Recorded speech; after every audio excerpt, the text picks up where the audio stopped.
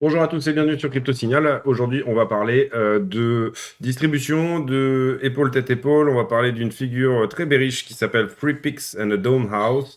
On va parler de double bottom, on va parler de la news de la Fed encore un petit peu, et on va parler de la corrélation du Bitcoin avec les assets à risque sur la bourse du dollar. On va parler de ce qui peut faire remonter Bitcoin aujourd'hui, et on va parler de ce qui peut éventuellement le pousser vers le bas, à savoir potentiellement le sentiment et les longueurs en levier. Donc ce sera quelque chose d'assez complet.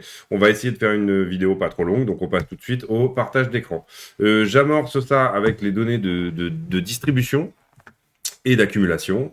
On voit ici sur le graphique que même sur ce dernier dip, donc là on est à hier, hein, donc on n'a pas effectivement, on a quand même le début du dip qui s'est passé, on est sur une accumulation des adresses à plus de 10 000 bitcoins, donc on est toujours dans une structure d'accumulation des baleines. Pour les adresses à plus de 1000 bitcoins, on est en stagnation. Vous voyez que ici, le nombre d'adresses à plus de 1000 bitcoins ne bouge pas. Et pour les adresses à plus de 100 bitcoins, on est plutôt dans de la distribution. Le nombre d'adresses diminue avec le prix.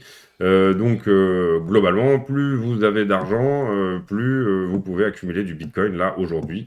Voilà. Est-ce que les bitcoins reviennent sur les exchanges suite à ce dip ? La réponse est non. Il continue à en sortir. Vous voyez que ici, sur l'action de prix de la fin, là, que vous voyez tout à la fin, les bitcoins ressortent des exchanges. Bon, ici, il faut savoir que c'est quand même des variations pas énormes, puisque bon, là, on est à 14,2% des bitcoins sur les exchanges. Ici, tout en bas, on est à 13,46%. Donc bon, ce sont des micro-variations. Néanmoins, ça peut donner une tendance. Vous voyez qu'ici, sur cette baisse de prix-là, ici, les bitcoins étaient fortement revenus sur les exchanges. On avait eu un gros pic ici à la dernière grosse variation de prix. Et là, ça n'est pas le cas. Donc, données de distribution, accumulation, distribution, en tout cas sur Glassnode, qui nous disent que on n'est pas sur on aurait trouvé éventuellement voilà, un bottom.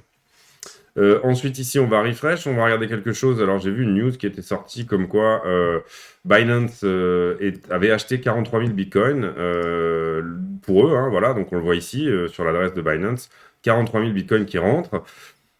Pour moi, cette news n'est pas bonne parce qu'en fait, quand on regarde le cold wallet de Binance, on a ici une sortie qui est exactement sur le même bloc et à la même heure de 45 000 bitcoins. Donc, je ne considère pas ça comme une accumulation par Binance puisqu'on a de l'argent qui sort de leur cold wallet pour rentrer sur leur BTCB Reserve, donc on va dire leur hot wallet, leur réserve de BTCB.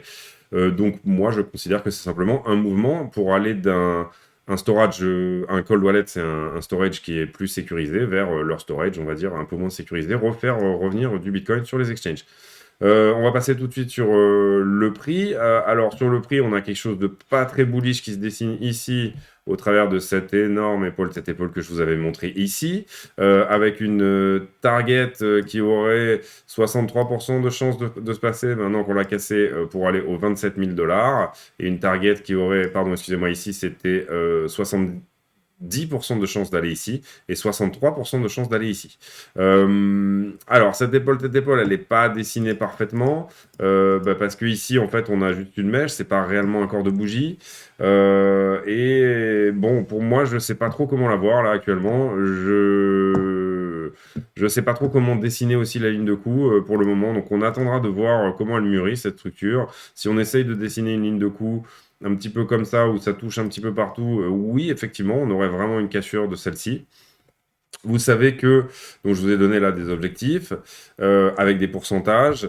Il faudrait quand même ici qu'il y ait réellement une clôture daily dessous. Je ne sais pas trop comment la dessiner en réalité. Si je la dessine comme ça, donc pour vraiment tout toucher à peu près, on n'a pas encore clôturé dessous. Il faudrait qu'on fasse une bougie entière dessous.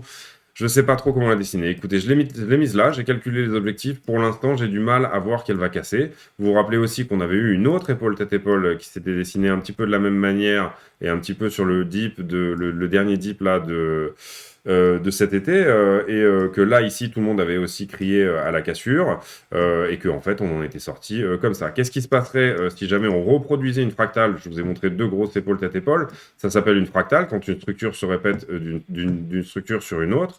Donc, Bitcoin aime bien faire ça. Qu'est-ce que ça nous donnerait si jamais, par exemple, on prenait juste la configuration des barres, admettons qu'on soit là au deuxième test, là, ici, donc on soit à ce point-là sur cet été, et qu'on reproduise entièrement les barres de là, et qu'on les décale ici, donc une action de prix qui soit la même. C'est-à-dire que là, bon là je l'ai pris un petit peu courte, mais on refasse une remontée, un redip, et puis qu'ensuite on aille chercher ça, bah, ça vous donne tout simplement un canal haussier. Donc voilà, c'est... Voilà. Pour moi, elle n'est pas extrêmement propre. Là, l'épaule est très large par rapport à la suivante. Cette mèche-là, bon, on nous dessine un début d'épaule ici. On aurait pu considérer que c'était la même chose ici. Elle n'était pas propre cet été non plus. Bon, de toute façon, cet été, elle n'a pas cassé. Voilà, je ne sais pas trop comment la voir. Néanmoins, bon, elle nous donne une target je vous l'ai dit, autour des 15 000 $. Alors, 15 000 $, il faudrait savoir que c'est Apocalypse Day, parce que c'est le prix de production du Bitcoin. C'est-à-dire c'est le coût de revient pour les mineurs. Pour produire un Bitcoin, ça leur coûte 15 000 $. Donc bon, à moins de vouloir payer une facture d'électricité pendant un certain temps et puis ensuite sortir de là, je ne pense pas qu'on retournera à ce prix-là jamais en fait. Par contre, ici, cette première objectif ici des 27, pourquoi pas. Le prix de revient total de tous les bitcoins en circulation en ce moment est autour de 24 000 $. Donc ça, c'est le prix auquel en moyenne le bitcoin a été payé, tous les bitcoins sur la planète. Écoutez, je demande à voir sur cette figure. Néanmoins, on n'aura pas trop envie que tout ça se confirme. On aimerait bien ici repartir assez rapidement et ressortir éventuellement de cette ligne de coup. Il va falloir que je trouve un moyen de la dessiner un petit peu mieux, bon, en fonction de cette barre, pour qu'elle touche quand même à peu près, etc. Donc voilà, pour moi, on serait obligé de ne pas faire toucher cette barre et on serait obligé, voilà, de faire éventuellement quelque chose comme ça, si on voulait la dessiner. D'ailleurs, je vais la laisser comme ça, avec les clôtures. Ici, voilà, ça, on va dire que c'est juste une mèche, mais on va dire que c'est valide. Et voilà, là, on est en train de faire la bougie dedans. Peut-être on est sur un rebond actuellement. Aujourd'hui, on a eu un début de journée sur Wall Street très mauvais. Et puis, fin de journée, c'est souvent comme ça le vendredi. Avant le week-end, les cours remontent. Donc là, c'est en train de remonter. C'est tout à fait normal qu'il y ait un petit sentiment un petit peu meilleur en fin de journée le vendredi. C'est le week-end, les gens sont contents, ils achètent, voilà. Alors, donc, du coup, qu'est-ce qu'on a là qui peut nous repousser le prix vers le haut? Bah, vous voyez qu'on avait discuté de cette petite épaule tête-épaule qui était là et qui a joué très bien, qui a atteint son objectif ici à hauteur de 70% et qui a presque touché le deuxième à hauteur de 63%. Avant que le rapport d'inflation, qui pour moi sera une donnée très bullish, sorte, c'est-à-dire le 12 janvier, on a encore quelques jours peut-être de latéralisation devant nous. En tout cas, c'est ce que me donne l'action de prix. À partir de là, on va rapidement parler de double bottom. J'espère que je suis pas trop long, encore une fois, 7 minutes. Allez, on avance, on avance, on avance. On part sur du 15 minutes, on rafraîchit, et puis après, on ira faire directement le sentiment. Donc, les double bottom, moi, ce que je veux juste vous dire, c'est attention, on voit des informations là de gens qui disent oui, on a un double bottom, regardez et tout, etc. Non, le double bottom n'est validé qu'à partir du moment où on repasse la ligne de coup. C'est-à-dire que ici, là, ça, c'est pas un double bottom. À partir du moment où on repasse ici la ligne de coup, donc le point ici le plus haut, entre les deux plus bas, à ce moment-là, on peut parler de double bottom et donc de potentielle structure de retournement court terme. Donc faites attention à ce que vous lisez et n'hésitez pas à aller vérifier les informations, etc. et tout ça. À partir de là, on va très rapidement parler d'une structure que j'ai vue sur Twitter et je me demande même si je devrais en parler dans cette vidéo parce que sinon ça va faire une vidéo un peu longue. Mais bon, allez, on y va. Ça s'appelle Free Picks and a Dome House et c'est donc en fait une structure très bearish qui nous dit que globalement, Bitcoin pourrait en ce moment être en train de dessiner cette figure. Hop, excusez-moi. Cette figure qui est une figure chartiste qui a été découverte par George Lindsay et qui elle-même a été mise au goût du jour par Thomas Bulkowski dans son livre Encyclopedia of Chart Patterns. On parle de Bulkowski, le statisticien chartiste, et non pas de Bulkowski, l'écrivain alcoolique. Donc cette structure a été lancée sur Twitter et puis il y avait des gens qui trouvaient des similitudes entre cette charte ici, c'est-à-dire 3 pics ici, ensuite une descente, un mur qui descend, une vallée en bas, le premier mur de la maison, le premier étage que vous voyez ici, et puis ensuite une maison arrondie. Donc ici, voilà, les 3 pics, la vallée, le premier étage, la maison arrondie, et ensuite on chute. La target de cette figure, c'est qu'on annihile totalement la maison, on détruit la maison, et donc on revient entre le point 10 et le point 14 ici. Alors, il y a des fortes similitudes, c'est pour ça que j'ai commencé à écrire le graphique, etc., et que je me suis un petit peu penché sur cette figure. Je me suis tapé tout le bouquin, enfin tout le chapitre du bouquin de Bukowski pour lire un petit peu sur cette figure, qu'est-ce qui se passe, etc. Et là où c'est relativement intéressant, c'est que Bukowski nous dit que cette figure doit mettre, et c'est ce que disait l'INSEE aussi, 7 mois et 10 jours à se maturer entre le point 14, ici donc, et le point 23, ou alors entre le point 14 et le point 27. Donc entre le plus bas de la vallée et le haut de la maison, ou entre le plus bas de la vallée et le rebond technique qui a lieu à la fin, ici, vous voyez le point 27. Donc on a 7 mois et 10 jours, donc ça veut dire qu'au 1er mars, on aura la fin d'un rebond technique, et que là, bam, on chute aux 30 000. Grosse polémique sur Twitter, les gens se disaient, bah, attendez, qu'est-ce que c'est que ça ça ressemble quand même vachement, etc. Je vois des gens qui flippent et tout, etc. Et là, il y a quelqu'un qui nous dit, non mais attendez, ici, le premier étage, il est en dessous de ce point-là, vous voyez, alors que sur la charte, il est au-dessus.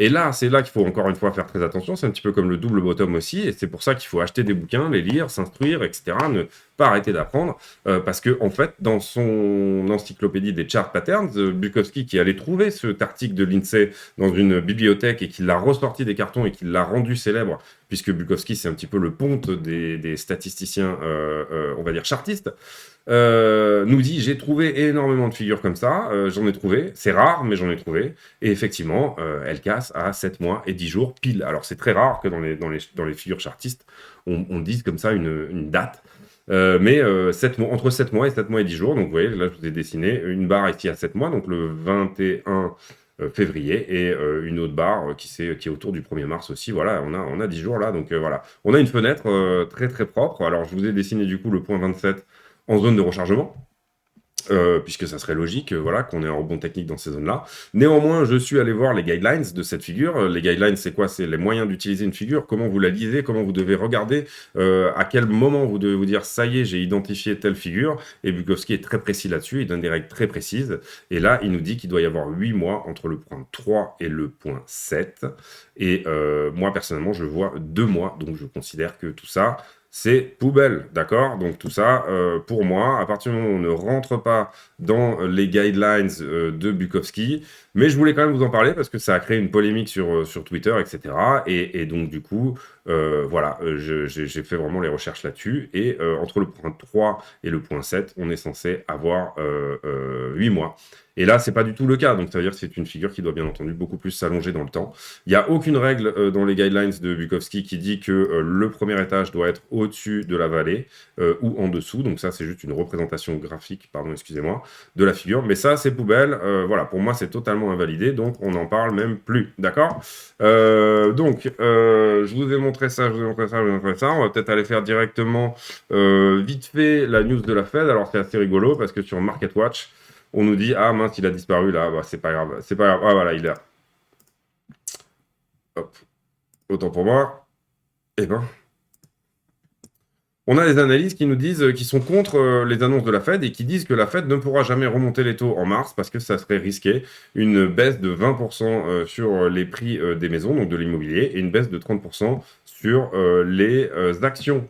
Donc il y a une sorte de combat qui se crée entre ceux qui sont en bourse et le pouvoir d'achat des autres, et c'est assez rigolo parce que du coup, voilà, on a des gens qui disent non, la Fed ne peut pas faire ça. Alors vous savez que sur la Fed, bah, c'était juste les minutes du meeting de décembre qui ont été publiées, donc c'est les discussions qu'ils ont eues à ce moment-là. Néanmoins, on n'a pas eu de démenti de la Fed de tous ces articles qui sont sortis et qui ont fait chuter les marchés. Donc on peut imaginer qu'on est en ce moment dans un buy de rumeur, sell de news, c'est-à-dire qu'on achèterait la rumeur. Mais par contre, le moment où la Fed va dire, eh ben oui, effectivement, on va remonter les taux directement en mars, il y aura un sell de news, donc en fait, un effet bullish sur Bitcoin. C'est très contre-intuitif, mais le fait que cette rumeur est fuitée fait que quand il y aura l'annonce officielle, on va repumper. C'est complètement contre-intuitif, je vous l'accorde, mais en fait, les marchés sont toujours en avance sur les nouvelles. À partir de là, on va passer sur la corrélation éventuellement avec le S&P. Ensuite, on ira faire le sentiment de marché. Est-ce qu'en ce moment, les gens sont plutôt en train de shorter, longuer, etc. Donc, corrélation avec le S&P, eh ben, on voit que là, Wall Street vient de fermer il y a 30 minutes. Et puis, on a un S&P qui a fermé En correction daily aujourd'hui, vraiment, pas terrible. On est toujours en train de pricer effectivement cette annonce de la Fed. Voilà, on est toujours par contre dans notre canal, il y a pas de souci là-dessus. Donc peut-être qu'on viendrait faire un tour ici vers le bas du canal. On n'a pas réussi à retoucher. Vous voyez que le S&P a quand même fait un nouvel ATH, mais on n'est pas non plus, allé chercher le haut du canal pour faire un plus haut. Donc voilà, à voir ce que ça dit, dans les jours, prochains. Le Dow Jones, nous a fait une journée, lui, un petit peu plus bullish. On a eu une remontée du Dow Jones. Et là où, par contre, c'est relativement intéressant, c'est que si on va voir le dollar nous a fait une journée relativement bear. Et en fait, il a retracé tout le bail le bail de rumeur de l'annonce de la Fed il y a quelques jours. Là, vous vous rappelez, le dollar était en train de monter, et puis là, il est en train de retracer. Vous vous rappelez que moi, j'avais dit que le dollar allait probablement, pardon, proposer un retracement un peu plus important, peut-être potentiellement, comment dire, nous revenir au niveau, voilà, de janvier 2021. Vous savez que théoriquement le Bitcoin est inversement corrélé au dollar, et on va peut-être d'ailleurs faire un point là-dessus rapidement si j'arrive à trouver une charte propre. Non. Bon, c'est pas grave, on va garder ça comme ça, c'est très bien. Tac, ok, allez, hop. Et puis à partir de là, on va mettre un indicateur qui s'appelle le Correlation with P-Value, et on va se mettre sur le XY, voilà, l'index du dollar, on applique. Et donc là, on va regarder un petit peu la corrélation entre le dollar et le Bitcoin, et vous voyez que très souvent, on est dans le rouge, c'est-à-dire que le Bitcoin est inversement corrélé au dollar. Vous voyez ici que toute la zone d'accumulation qu'on a eu, enfin tout le début, on était en permanence dans le rouge. Et parfois, il y a un menteur, c'est-à-dire que ici, par exemple, Bitcoin montait alors que le dollar montait aussi, par exemple. Ici, c'était pareil. Évidemment, en bull run, ça arrive bien plus souvent. Là, la question, c'est qui ment. On n'est pas ici, on est dans une corrélation inverse, mais bon, néanmoins, bon, voilà. En tout cas, sachez que si dollar corrige fortement, ça va être très bon pour Bitcoin, et que donc, du coup, théoriquement, ça va être quelque chose qui va être très bon pour Bitcoin. À mon sens, le dollar doit corriger un petit peu. Néanmoins, on sait que aussi, comment dire, bah, ces annonces de la Fed, etc., redonnent un petit peu de confiance dans l'économie américaine, redonnent un petit peu de confiance dans sa monnaie, qui a été créée à outrance, et que donc là, on nous dit, bah, ça va s'arrêter. Donc, du coup, c'est plutôt des news qui sont relativement bullish pour le dollar. Mais moi, je pense que le dollar va corriger au fur et à mesure où on sortira les chiffres de l'inflation américaine. Je ne pense pas qu'une remontée des taux va gérer cette inflation. Je ne pense pas que cette inflation désormais soit contrôlable par simplement les banques centrales. Donc je pense qu'on est sur une inflation qui va être structurelle, et sur laquelle pendant plusieurs années on ne pourra pas se battre. Mais maintenant, bah, il faut attendre que effectivement tout ça se déroule, tout ça se fasse de manière normale, et que tout ça sorte réellement sur les marchés. Pour l'instant, bien évidemment, on n'est pas encore là-dessus. On va aller voir le carnet d'ordre rapidement. Vous voyez qu'il y a des ordres qui se sont rajoutés ici jusqu'au 38 000. Donc des gens qui veulent acheter en dessous, bien évidemment. Ou alors un mur de dissuasion. On ne peut pas encore vraiment savoir si c'est du spoofing ou si c'est vraiment des gens qui veulent acheter. Néanmoins, vous voyez que tout le mur ici a été rempli, et que ces ordres sont apparus là très dernièrement. Donc c'est bien possible que ces baleines-là poussent le prix jusqu'au 38 000, de manière à ce qu'on achète, à avoir des bitcoins en dessous. Sur le niveau des options, on va regarder aujourd'hui à partir jusqu'au 14, donc jusqu'à vendredi prochain. Vous savez que les options ont clôturé aujourd'hui. Pas mal de gens qui ont gagné, puisque... Ah ben j'ai encore les niveaux, tiens, très bien. Pas mal de gens qui ont gagné, puisque on a dû clôturer dans les 42 000 ce matin. Je sais pas combien on était à 9 h du matin. En tout cas, ces mecs-là ont gagné. Ces mecs-là, tous les acheteurs de put ont gagné à partir du moment où ils étaient au-dessus du prix. Donc toutes les barres violettes ici, là, ont gagné jusqu'à 42. Vous voyez que le max pain price n'est pas automatiquement un niveau de clôture du vendredi. J'entends des gens qui disent tous les vendredis on va clôturer au max pain price. Non, c'est un indicateur, c'est quelque chose qui peut éventuellement pousser le prix ou pas. Pour vendredi prochain, on a un niveau d'option, un open interest qui est à 8000 bitcoins, donc c'est pas énorme, c'est vraiment pas un gros niveau d'option, c'est pas une clôture d'option qui est importante. Un gros strike price ici à 47 000, et un max pain price qui sera autour des 47 000 aussi. Donc voilà, après, voilà, on verra vendredi prochain. En tout cas, 8000 bitcoins, c'est pas très important, donc on va cette semaine y accorder assez peu d'importance. On va rafraîchir les liquidations. Je pense qu'on fera pas d'alcoin aujourd'hui, parce qu'on est déjà sur une vidéo, on est déjà autour de 20 minutes, et je pense que c'est très bien. Voilà, c'est le bon format. Les liquidations. Voilà. Donc les liquidations, on est bien sur Binance, etc. et tout. On voit que au-dessus de la tête, en nombre de positions ouvertes, on a 30 milliards sur le contrat BTC, USDT, Binance. Donc du coup, qu'est-ce que ça nous dit ça? Bah, ça nous dit qu'on a bien plus de monde au-dessus de la tête que en dessous. Donc ça pourrait très bien initier un short squeeze. Néanmoins, bien sûr, et je vous le dis à chaque fois, iBlock nous présente toutes les positions qui ont été ouvertes depuis longtemps, mais ne nous présente pas les positions clôturées. Pour ça, il faut aller voir un petit peu plus en détail l'order flow. Vous voyez qu'ici, on a quand même, bah, bien sûr, des longs qui s'ouvrent, hein, des gens qui pensent qu'on a trouvé le bottom et qui, du coup, ouvrent des longs en x50 pour les rouges et en x25 pour les roses. Donc, on a quand même des forts leviers qui rentrent ici. On a un nouveau nuage qui n'était pas existant ici, qui s'est créé à partir d'ici et qui est quand même relativement dense. Donc, on a des gens qui veulent rentrer sur le bottom de marché en levier x25 parce que, bien sûr, ça peut les rendre riches. Donc, voilà, pourquoi pas? S'ils sont prêts à perdre cet argent, pourquoi pas? Ça s'appelle du risk management, c'est leur problème. Donc ensuite, là, on regarde l'action. Ici, vous avez le prix. Ici, vous avez l'open interest. L'open interest étant les positions qui sont ouvertes sur les marchés en levier, que ça soit en short ou en long. Et ici, vous avez le funding qui est en fait à quel point les gens empruntent ou comment dire, oui, à quel point les gens, c'est ça en fait, empruntent ou débitent du Bitcoin. C'est-à-dire qu'en fait, si vous êtes dans le vert, vous avez plus de longueur. Si vous êtes dans le rouge, vous avez plus de shorter. Funding négatif veut dire shorter. Funding positif veut dire longueur. Ok, je vais y arriver. On a des spreads qui sont négatifs. Donc là, on va faire l'analyse. Pour vous dire, les spreads, c'est la différence de demande entre le marché des dérivés, donc le marché en levier, et le spot. Donc on a une demande qui est plus importante, puisque le prix est plus haut, sur le marché du spot actuellement. Donc peu de levier. Ça, c'est important à comprendre. Ça fait longtemps qu'on est en spread négatif, donc ça veut dire que les niveaux de levier ne sont pas énormes. D'accord? Le fait que tout à l'heure, je vous ai montré qu'on avait 30 milliards au-dessus de la tête en liquidation ne veut pas dire qu'on va initier un énorme short squeeze parce qu'il y a beaucoup de ces positions-là qui ont déjà été fermées, je vous le disais tout à l'heure. Donc c'est pour ça qu'il faut regarder un petit peu plus en détail. Après ici, on était à 8 milliards avant le dip, là on était même à 9 milliards, hein, ouais, on était à 9 milliards avant le dip. On est descendu ici à 7,55, donc on a 1 milliard 5 de positions qui se sont fermées sur ce dip-là. Très bien. Néanmoins, vous voyez que par rapport avant la chute, là ici, du 4 décembre, ben, on était déjà quand même autour de 9 milliards, on était descendu à 6, et pourtant on est déjà reparti ici au milieu. Donc on est déjà, malgré une baisse de prix, ou un prix équivalent, à 50% de niveau ouvert en levier en plus.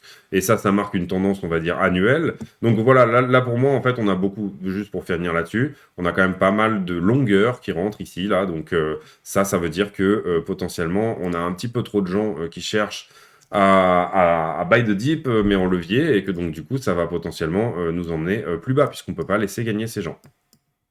C'est un peut-être, hein. Ici, je voulais juste vous montrer rapidement sur toute l'année. Vous voyez que cet été, on a fait beaucoup plus de zones en levier, en funding négatif ici, là, d'accord? Cet été, on était dans une autre configuration. On était vraiment, il y avait une capitulation des longueurs que là, on n'a pas encore eu, hein. Donc, attention aux analogies quand je vous montrais tout à l'heure, quand je vous disais, regardez, ça ressemble quand même à cet été, etc. Pour moi, c'est une pattern d'accumulation, là, ici, qu'on est en train de faire, mais néanmoins, elle est peut-être pas encore aussi mûre que ce qu'on avait ici à la fin de cet été. Alors, on aimerait bien donc voir du funding qui est dans le rouge, plus de shorters dans la place, encore plus que ça. Donc ça, on va bien surveiller, bien évidemment, que ça arrive. On va aller voir les liquidations peut-être un petit peu plus en détail. Voilà, vous voyez que là, en ratio, donc ça n'est pas, c'est un ratio, c'est-à-dire que c'est en nombre de personnes. On a plutôt 55% de gens qui sont en short et 44% de gens qui sont en long.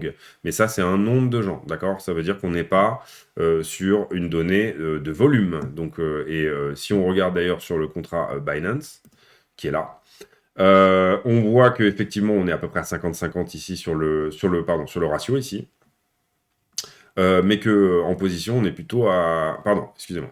Sur le ratio, on est plutôt à 76-23. Sur le ratio, donc les accounts, le nombre d'accounts qui short ou qui long. Donc on a plus d'accounts qui long que d'accounts qui short. Mais les gens qui ont beaucoup d'argent sont en train de shorter, puisque vous voyez que ici, ça monte en termes de volume. On a beaucoup plus... Enfin, on a un ratio de 50-50, ce qui fait que euh, le nombre de positions est plus faible que le nombre d'A40. Je ne sais pas si je me fais comprendre, mais vous comprenez ici l'idée. Voilà pour ça. Écoutez, on a fait un petit peu un tour. Là, je crois effectivement qu'on est sur du volume, donc autant pour moi, puisqu'on voit les mêmes ratios, à peu près 50-50, etc. Donc vous voyez que sur FTX, là, on a... en fait, voilà, ça c'est pour vous montrer ça. 70% de shorters sur FTX. FTX, c'est plutôt une plateforme de vrais traders. Même si elle devient de plus en plus mainstream, c'est quand même une plateforme relativement de vrais traders. Deribit, pareil, plateforme relativement de vrais traders. Bybit, plateforme vraiment de traders. Donc sur les plateformes de traders, on a quand même beaucoup plus de shorters que de longueurs. Sur les plateformes de retail, on a plus de longueurs que ça. Voilà. Donc ça pourrait nous dire que les traders, on va dire institutionnels, pensent que le prix va plutôt baisser à partir de là. Est-ce que j'ai fait un point sur Elliott déjà? Je crois pas. Donc du coup, ça peut peut-être être intéressant de le faire. Vous savez qu'en Elliott, le fait qu'on ait fait un plus bas ici invalide totalement le scénario où on serait en début d'impulsif de 1, 2, 3, 4, 5 à partir de là. Donc ce scénario-là, il est invalidé. Donc ça veut dire qu'on est potentiellement sur un unique scénario qui est une correction en flat ici. Je ne vais pas passer trop de temps là-dessus. Une correction en flat se fait en ABC, elle se fait en 3, 3 et 5. 3 vagues et 5 vagues. La A en 3 vagues, la B en 3 vagues et la C en 5 vagues. Donc à partir de là, on aurait un éventuel niveau de bottom qu'on a déjà touché ici, qui serait au 41 248. Là, ici, j'ai calculé le niveau de la 5, c'est-à-dire la sous-structure, comment se crée la sous-structure, et je lui ai donné un objectif de 161,8%. On a déjà touché un premier objectif, si jamais c'est une running flat, de 61,8%. On a un deuxième objectif ici qui se trouve aux 34 000 $ à peu près, et qui correspond en confluence pas mal avec un objectif de 5 qui serait là. Donc, en Elliott, on a une confluence d'objectifs qui nous dirait qu'on trouverait un bottom uniquement aux 34 000. Néanmoins, cette running flat peut tout à fait être finie en Elliott, puisque on atteint l'objectif de 161,8 et on dépasse l'objectif de 61,8. Donc, un bottom pour Elliott aux 41 248 $ est tout à fait possible.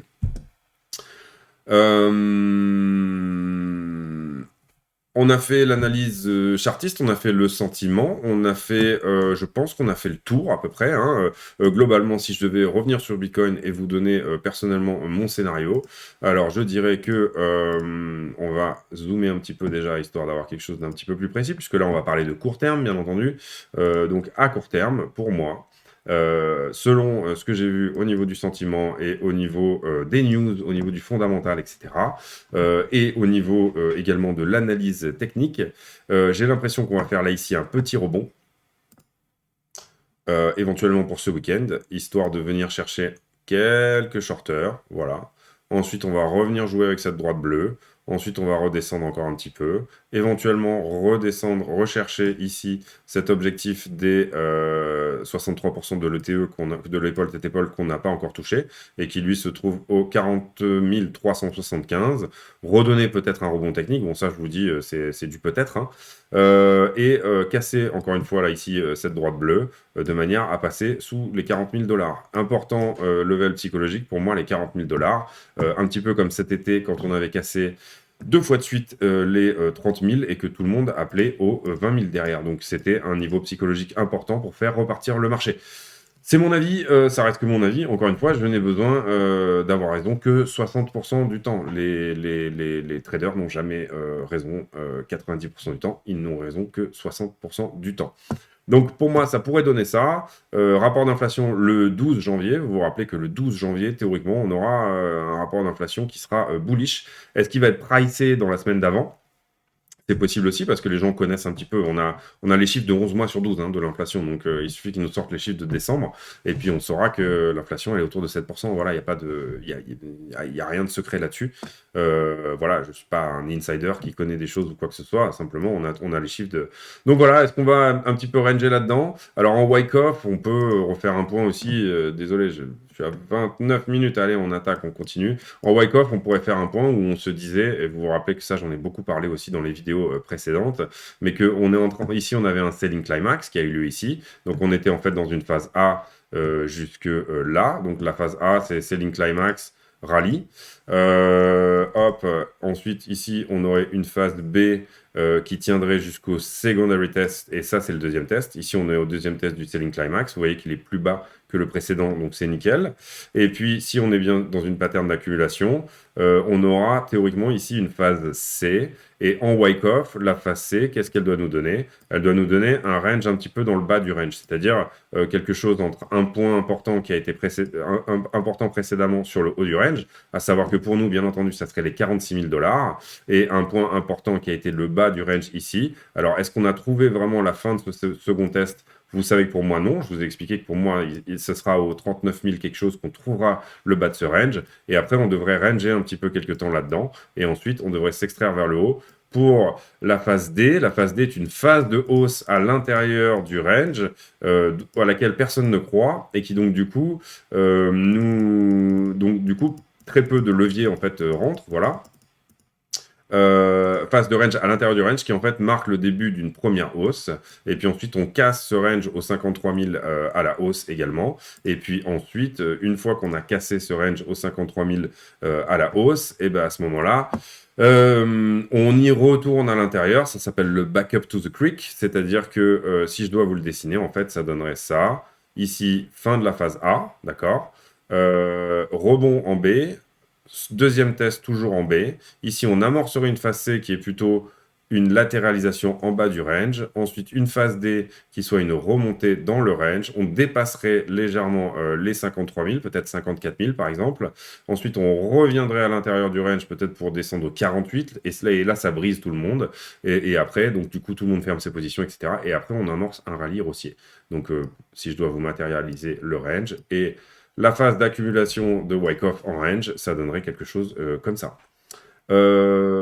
Voilà, je pense que c'est tout pour aujourd'hui. C'était une vidéo un petit peu longue, mais on a fait le point sur beaucoup de choses. Je pense que aussi c'est ce qui peut peut-être potentiellement intéresser les gens. Si jamais ça vous a plu, n'hésitez pas à mettre un pouce bleu, vous abonner, activer la cloche des notifications, petit commentaire d'encouragement. Si vous voulez que j'analyse une alt, n'hésitez pas non plus. Et dans le jeu du jour, j'ai lancé un jeu hier qui disait si vous avez regardé cette vidéo jusqu'à la fin, mettez en commentaire le nom de votre arrière-grand-père. C'était ça la question d'hier.